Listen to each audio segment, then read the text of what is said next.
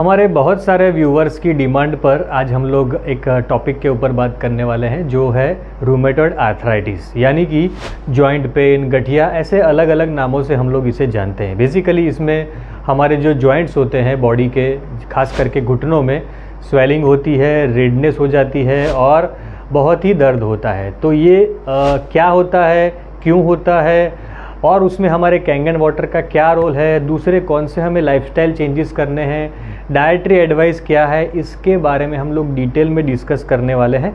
तो आप इस वीडियो को ध्यान से देखिए। अगर जिसको रूमेटॉइड आर्थराइटिस है उसके लिए ये बहुत ही हेल्पफुल होने वाला है। आपके परिवार में, आपके घर में या आपकी टीम में आप जिसको कैंगन वाटर प्रमोट कर रहे हैं उन लोगों को अगर ऐसी समस्या है तो आपके लिए ये वीडियो बहुत ही यूज़फुल होने वाला है, क्योंकि इसमें मैं पूरा रूमेटॉइड आर्थराइटिस कवर करने वाला हूँ। हमारे कैंगन वाटर को कैसे यूज़ करना है, कैसे यूनिकली हम उसका बेनिफिट ले सकते हैं, उसके बारे में डिटेल में डिस्कस करने वाला है। पर सबसे पहले आप सभी से रिक्वेस्ट है कि हमारे चैनल पर अगर आप पहली बार आ रहे हैं तो चैनल को ज़रूर से सब्सक्राइब कर दीजिएगा, क्योंकि हमारे चैनल के ऊपर कैंगन वाटर के ऊपर A to Z information available है। More than 75 videos Kangen water और उसके इस्तेमाल के ऊपर अवेलेबल है, तो आपके लिए बहुत ही यूज़फुल रहेगा।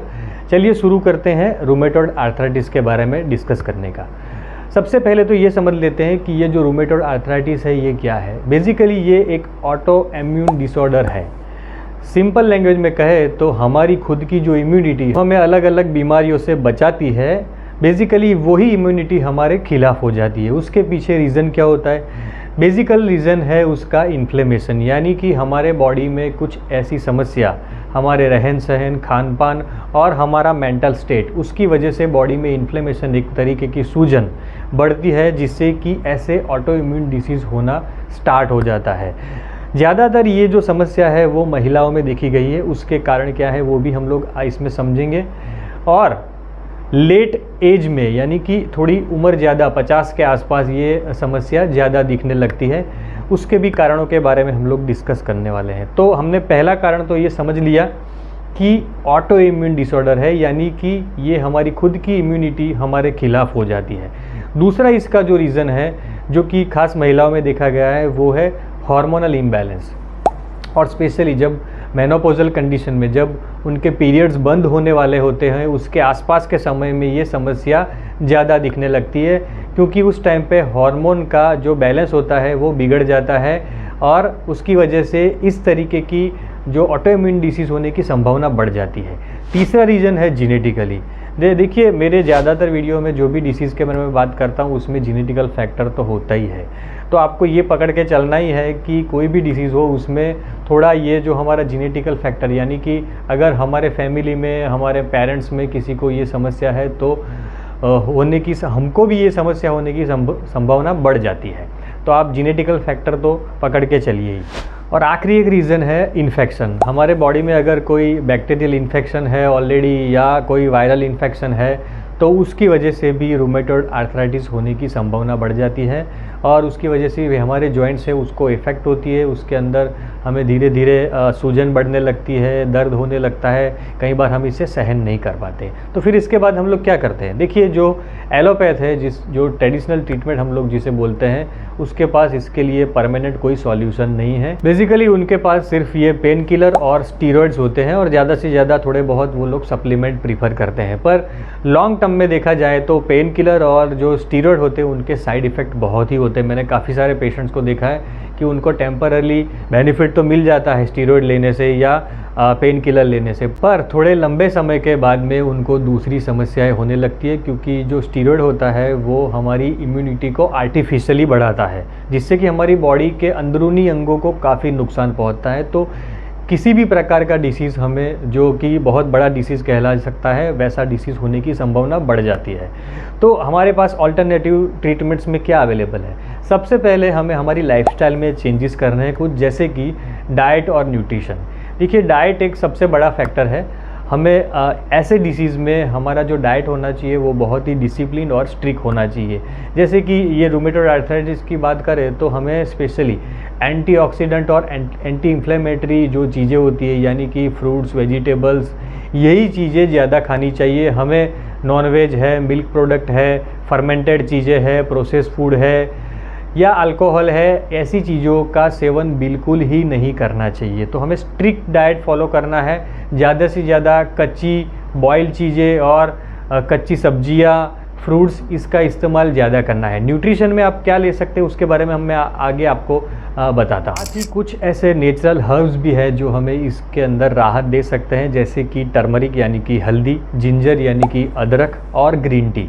आप गर्म पानी के अंदर थोड़ा टर्मरिक, थोड़ा आप जिंजर ये डाल के, उसका रस डाल के आप वो ड्रिंक ले सकते हैं दिन में 1 या 2 बार, या आप ग्रीन टी भी ले सकते हैं। तो ये जो नेचुरल हर्ब है ये भी आपको काफ़ी इन्फ्लेमेशन कम करेंगे। इसके अंदर भरपूर मात्रा में एंटीऑक्सीडेंट्स भी होते हैं, जिससे कि इसमें आपको बेनिफिट मिल सकता है। मेरा जो सॉल्यूशन है वो है कि एक्यूपंक्चर। कोई प्रोफेशनल आदमी जो एक्यूपंक्चर के बारे में जानता हो उसके पास अगर आप रेगुलरली सिटिंग के लिए जाएंगे, रेगुलरली ट्रीटमेंट कराएंगे, तो उसके अंदर भी आपको बेनिफिट मिलेगा, क्योंकि उससे भी बॉडी का इन्फ्लेमेशन जो है वो कम होगा, आपका जो दर्द है वो कम हो सकता है। तो आप एक्यूपंक्चरिस्ट जो हो प्रोफेशनल, उसके पास भी जा सकते हैं। कई लोगों का ये सवाल होता है कि अगर हमको दर्द हो रहा है तो एक्सरसाइज क्या करें। देखिए, एक्सरसाइज में आप सिंपल एक्सरसाइज करें, स्ट्रेचिंग कर सकते हैं आप घर पर या किसी प्रोफेशनल के पास जाकर, और आप सिंपल वॉकिंग कर सकते हैं। दिन भर आपको बैठे नहीं रहना है। कई लोग हमें कंप्लेन करते हैं कि हम चल ही नहीं पाते हैं, क्या करें। थोड़ा हिम्मत जुटाइए, हो सके तो आप स्टैंड वॉकर ले आइए, लकड़ी साथ में रखिए, पर चलना फिरना आपको रखना है थोड़े, नहीं तो फिर स्टिफनेस बढ़ जाएगी, आप फिर थोड़ा भी नहीं चल पाएंगे और आप बेड पर या कुर्सी पर पूरा दिन आपको बैठे रहना पड़ेगा। तो थोड़ा वॉकिंग और साथ में आप स्ट्रेचिंग भी कर सकते हैं। और उससे आगे मैं आपको बताऊं तो स्ट्रेस को मैनेज करना बहुत ही ज़रूरी है, क्योंकि स्ट्रेस की वजह से हमारे बॉडी में जो इन्फ्लेमेशन होता है वो बहुत ही बढ़ जाता है, जिसकी वजह से हमारा जो दर्द होता है वो बढ़ जाएगा। कई बार मैंने देखा है कि जिन लोगों को ये समस्या होती है रूमेटॉइड आर्थराइटिस की, वो बार बार कंप्लेन बहुत करते हैं, सभी लोगों को बताते रहते हैं। किसी का भी फ़ोन आया, किसी को भी मिलने गए तो तुरंत वो अपने दर्द के बारे में बात करेंगे कि भाई मुझसे रहा नहीं जा रहा है, हालत ख़राब हो गई है, क्या मालूम मैं इसमें से कब बाहर निकलूँगा, कब बाहर निकलूँगी, भगवान ही मुझे बचा सकता है। ऐसी जो लोग बातें करते हैं उनको ट्रीट करना या उनको क्योर करना बहुत ही मुश्किल है, क्योंकि उनका माइंडसेट जो है वो ऑलरेडी उतना नेगेटिव हो चुका है और ऑलरेडी वो उतने डर के साथ जी रहे हैं, नेगेटिविटी के साथ जी रहे हैं। तो उनका इन्फ्लेमेशन कुदरती तरीके से कम नहीं हो सकता, भले आप कितनी भी ट्रीटमेंट करवा लो, मगर उतना बेनिफिट आपको नहीं मिलेगा। तो माइंडसेट आपका पॉजिटिव होना चाहिए, स्ट्रेस बिल्कुल नहीं लेना है। आपको ये समझ के चलना चाहिए कि मैं इसे ट्रीट कर लूँगा, मैं इसे क्योर कर लूँगा। ऐसे माइंड सेट के साथ में आपको कोई भी ट्रीटमेंट हो उसे लेना है।